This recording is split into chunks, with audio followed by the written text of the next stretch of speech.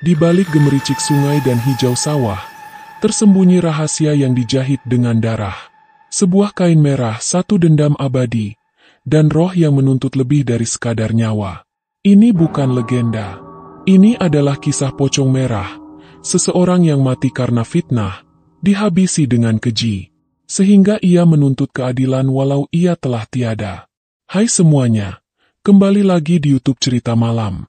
Kali ini kami akan menceritakan sebuah kisah pocong merah, dendam yang terbalaskan. Jangan lupa like dan subscribe ya. Di sebuah desa terpencil di Jawa, ada satu aturan yang tak boleh dilanggar. Jangan keluar rumah saat malam Jumat Kliwon. Bukan karena mitos biasa, tapi karena desa ini menyimpan dendam lama yang masih bernafas dalam kegelapan. Cerita ini berawal dari kisah Sari yang dikenal sebagai gadis cantik dengan suara merdu, sering menyanyi di sawah saat bulan purnama. Sari merupakan anak yatim piatu. Kecantikannya membuat pria mana saja yang melihatnya pasti jatuh cinta. Sari juga merupakan anak yang rajin. Suatu hari saat Sari sedang bersenandung di sawah, suaranya memikat hati Joko, putra kepala desa. Dengan bujuk rayu dan gombalan-gombalan Joko, Sari akhirnya pun jatuh cinta terhadap Joko.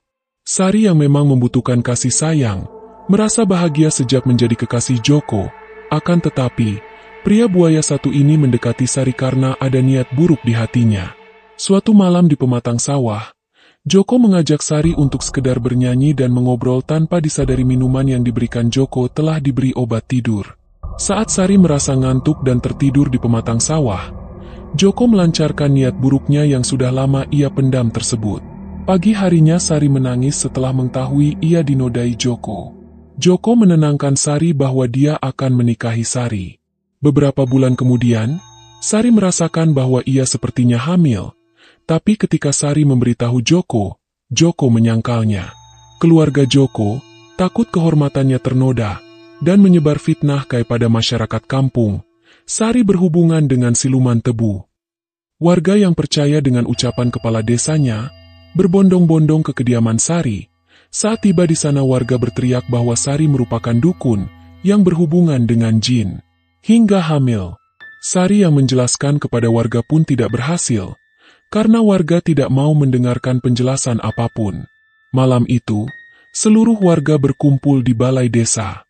Dengan dalih pembersihan kampung, mereka mengikat Sari, memotong rambutnya, lalu menelanjanginya. Tubuhnya diarak keliling kampung sambil dilempari kotoran dan daun sirih.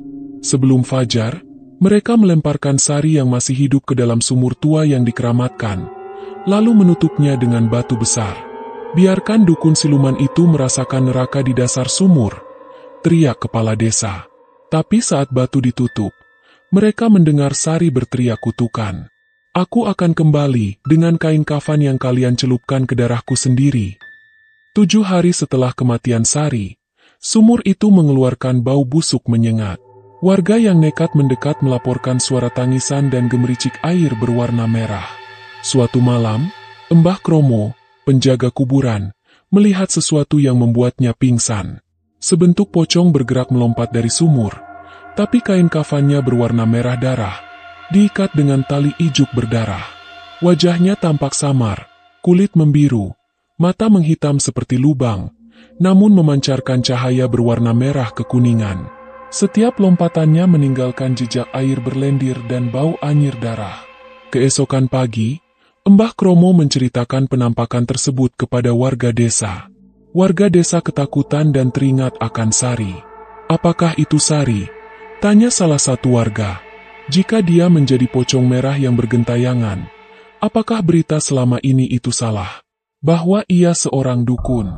Di malam Jumat Kliwon, Joko yang sedang asik minum-minum dengan temannya di pematang sawah dengan bangga bahwa ia bercerita telah menodai Sari. Mereka pun tertawa, namun tiba-tiba, angin berhenti berhembus, dan terdengar suara seperti orang sedang berjalan di tengah padi. Joko dan teman-temannya melihat, sesosok pocong merah sedang menatap mereka. Dengan cepat pocong merah tersebut terbang menuju Joko. Dalam sekedip mata ia sudah tiba di depan wajah Joko. Dan mengatakan, kau akan merasakan hal yang sama dengan apa yang aku rasakan. Sari menghabisi Joko, Teman duanya pun kabur berserakan ke sana kemari. Jenazah Joko ditemukan esok paginya di pinggir sumur keramat. Tubuhnya terpelintir seperti kain diperas, lidah terjulur sepanjang meter, dan di dadanya tergores kalimat, "Ini anak silumanmu." Kengerian semakin menjadi. Setiap malam Jumat Kliwon, pocong merah muncul, membunuh warga satu persatu dengan cara yang terhubung dengan dosa mereka. Bu Darmi, yang menyebar gosip tentang Sari, ditemukan tewas dengan mulut penuh tanah kubur dan rambut dicabuti hingga botak. Pak Lurah, kepala desa, tubuhnya tergantung di pohon beringin dengan usus membelit leher. Mas Anton, pemuda yang melempar batu ke Sari, mati dengan badan hancur seperti ditumbuk lesung, tulangnya remuk. Warga yang tersisa mencoba kabur, tapi jalan keluar kampung selalu berputar ke sumur tua. Mereka yang nekat melintas malam hari, terdengar menjerit, "Jangan tarik aku, pocongnya ada di dalam sumur." Sebelum suaranya hilang, kampung Jelaga kini sepi. Rumah-rumahnya lapuk, ditutupi lumut merah seperti darah kering. Tapi para pengembara yang melintas kadang melihat sosok pocong merah berdiri di atas sumur. Tangannya memegang boneka kain usang berbentuk bayi.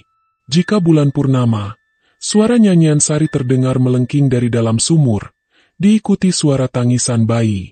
Konon, pocong merah masih mencari korban untuk menebus dendamnya.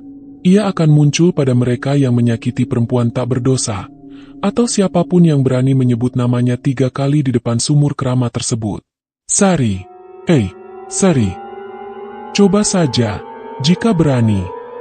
Demikian video cerita malam untuk pertama kali membawakan cerita misteri untuk menemani malam kalian guys.